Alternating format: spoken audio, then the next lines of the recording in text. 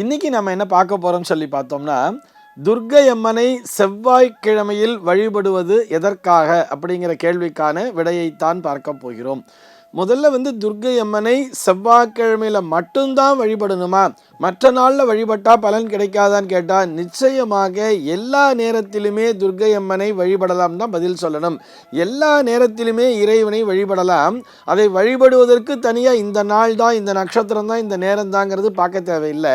ஆனால் அதே நேரத்திலே செவ்வாய்க்கிழமை என்பது ஒரு கூடுதல், ஒரு சிறப்பம்சத்தினை தருகிறது. அப்படி என்ன சிறப்பம்சம் இந்த துர்க்கை அம்மனை வழிபடுவதற்கு அந்த செவ்வாய்க்கிழமை ஒரு ஸ்பெஷலாக எடுத்துக்கிறா இல்லையா?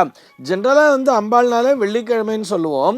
ஆனால் இதில் இந்த துர்க்கையை மட்டும் செவ்வாய்க்கிழமையில் வழிபடுன்னு சொல்கிறாளே, இதற்கு காரணம் என்ன அப்படின்னு சொல்லி பார்த்தோம்னா, இதை இரண்டாகவே நாம் பிரித்து பார்க்கலாம். செவ்வாய்க்கிழமைங்கிறது ஒரு பாட்டு, துர்க்கை அம்மன்கிறது ஒரு பாட்டுங்கிற மாதிரி பிரித்து பார்த்து இது ரெண்டுத்துக்கும் என்ன கனெக்ஷன் அப்படிங்கிறத அழகாக புரிஞ்சுக்கலாமே.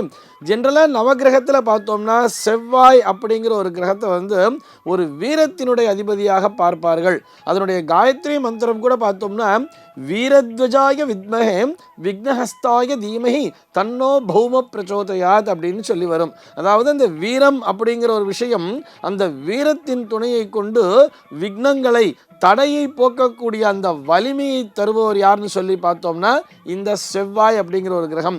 இது போக இந்த செவ்வாயினுடைய ஸ்பெஷாலிட்டி அப்படின்னு சொல்லி பார்த்தோம்னா அக்னி அப்படின்னு சொல்றார். ஒரு ஃபயர் அப்படின்னு சொல்றோம் இல்லையா, அந்த நெருப்பினுடைய தன்மையை உடையவர் தான் இந்த செவ்வாய். செவ்வாய்க்கு அங்காரகன் ஒரு பேர் உண்டு தெரியுமா? அங்காரான் அப்படின்னு சொன்னால் அது நெருப்பினுடைய பெயர். அந்த நெருப்பினுடைய காரகனாக, அங்காரானுடைய ஒரு காரகனாக பார்க்கப்படுவதால் தான் செவ்வாய்க்கு அங்காரகன் அப்படின்னு சொல்லியே பேர். இந்த நெருப்பு மற்றும் செவ்வாய்க்கு ஒரு தொடர்புங்கிறது இருக்கு அப்படிங்கிறது நம்முடைய வேதம் அறிவுறுத்தி சொல்கிறது. சரி, இது ஒரு பக்கம் இருக்கட்டும். அப்படியே நம்ம துர்க்கை அம்பாள் அப்படின்னு எடுத்துட்டோம்னா, துர்க்கை அப்படிங்கிற வார்த்தைக்கு அர்த்தம் என்ன தெரியுமா? துக்கத்தை போக்குபவள்னு அர்த்தம். துக்கத்தை நீக்குபவள் தான் இந்த துர்க்கை. இந்த துர்கா சூக்தம் அப்படின்னு சொல்லி வேதத்தில் ஒரு உயரிய மந்திரம் உண்டு. அந்த மந்திரத்தில் பார்த்தோம்னா எப்படி தெரியுமா ஸ்டார்ட் ஆகும்?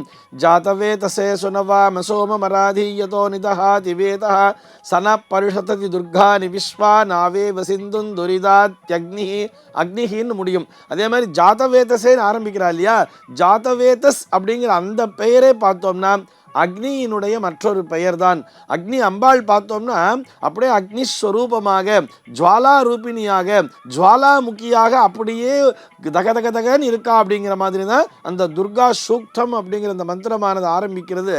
அந்த முதல் இருக்கு மாத்திரமல்ல, அந்த சூக்தம் முழுக்கவே பார்த்தோம்னா அக்னி அக்னி அக்னின்னு அங்கங்கே வந்துட்டே இருக்கும். உதாரணத்துக்கு சொல்லோம்னா அடுத்த இருக்குலே பார்த்தோம்னா தாம் அக்னிவர்ணாம் தபசா ஜுவலந்தீம் அப்படின்னு வர்றது. தாம் அக்னிவர்ணாம் அப்படின்னு இந்த துர்க்கையை சொல்றார். இப்படி எல்லா ருக்குலையுமே பார்த்தோம்னா, அதாவது ஒவ்வொரு அந்த லயன் சென்டென்ஸ்ன்னு சொல்றா இல்லையா, ஒவ்வொரு வரிகளிலுமே அந்த துர்கா சூக்தம் முழுக்கவே பார்த்தோம்னா அக்னி அக்னி அக்னின்னு சொல்லி எல்லா இடத்திலையுமே அம்பாள் ஒரு அக்னி ஸ்வரூபமா இருக்கா அப்படின்னு சொல்றார். இப்போ நம்ம கம்பேர் பண்ணி பார்க்கலாம். அப்படி இந்த துர்க்கையானவள் வெறும் அக்னிஸ்வரூபமாக காட்சி அளிக்கிறாள். அந்த அக்னியை தன்னுடைய காரகராக கொண்டவர் இந்த செவ்வாய். அதாவது இந்த நெருப்பினை தன்னுடைய காரகத்துவமாக கொண்ட இந்த செவ்வாயினுடைய கிழமையாகிய அந்த செவ்வாய்க்கிழமை நாளிலே அக்னிஸ்வரூபிணியாக, ஜுவாலாமுகியாக காட்சியளிக்கக்கூடிய இந்த துர்க்கையம்மனை வழிபடும் பொழுது அது மேலும் சிறப்பு பெறுகிறது, வலு பெறுகிறது அப்படின்னு சொல்றார். நம்ம கேட்கிற விஷயங்கள் உடனடியாக கிடைத்துவிடும். அந்த வீரம் என்பது நம்மிடையே பெருகும். ஒரு பிரச்சனையை ஃபேஸ் பண்ணணும்னு சொன்னால், அதை தைரியமாக எதிர்கொள்ள வேண்டும் என்று சொன்னால், அதை எதிர்த்து போராடி அந்த தடைகளை நீக்க வேண்டும் என்று சொன்னால், அதற்கு செவ்வாய்க்கிழமையிலே துர்க்கை அம்மனினுடைய அந்த வழிபாடானது துணை நிற்கிறதுன்னு சொல்றார். ஆக ஒரு வீரத்தின் மூலமாக, ஒரு போராட்டத்தின் மூலமாக அதை எதிர்த்து நாம் தைரியமாக துணிச்சலோடு நின்று அந்த தடைகளை உடைத்தெறிவது, எரித்து சாம்பலாக்குவதுன்னு சொல்றோம் இல்லையா, அந்த தடைகளை எரித்து சாம்பலாக்கக்கூடிய தன்மை துர்க்கை அம்மனுக்கு உண்டு. அதனால தான் இந்த செவ்வாய்க்கிழமையை பார்த்து அந்த வீரத்தை தரக்கூடிய, அந்த வீரத்தின் வாயிலாக அந்த விக்னங்களை நீக்கக்கூடிய அந்த செவ்வாய்க்கிழமை நாளிலே நாம் துர்க்கை அம்மனை வழிபடும் பொழுது அந்த ஜுவாலையினுடைய சக்தியானது நமக்குள்ளாக புகுந்து நாம் அந்த தடைகளை எரித்து அவற்றை தகர்த்தெறியக்கூடிய தன்மை என்பது நம்மிடையே வந்து சேர்ந்து விடுகிறது. அதனால தான் செவ்வாய்க்கிழமையில துர்க்கை அம்மனுடைய வழிபாடு விசேஷம் சொல்றா. அதுல கூட அந்த உஷ்ணமானது ரொம்ப ஜாஸ்தி ஆயிடக்கூடாதுங்கிறதுனால தான் அங்க எலுமிச்சம்பழம் அப்படிங்கிற ஒரு விஷயத்தை வைக்கிறார். அதுவும் அந்த செவ்வாய்க்கிழமை நாளிலே அந்த துர்க்கை அம்மனை வழிபட்டு அந்த எலுமிச்சம்பழத்தை நம்ம நைவேத்தியம் பண்ணா கூட போறோம். வெறுமனே அந்த ஜம்பீர பழம்னே பேர் அந்த எலுமிச்சம்பழத்துக்கு.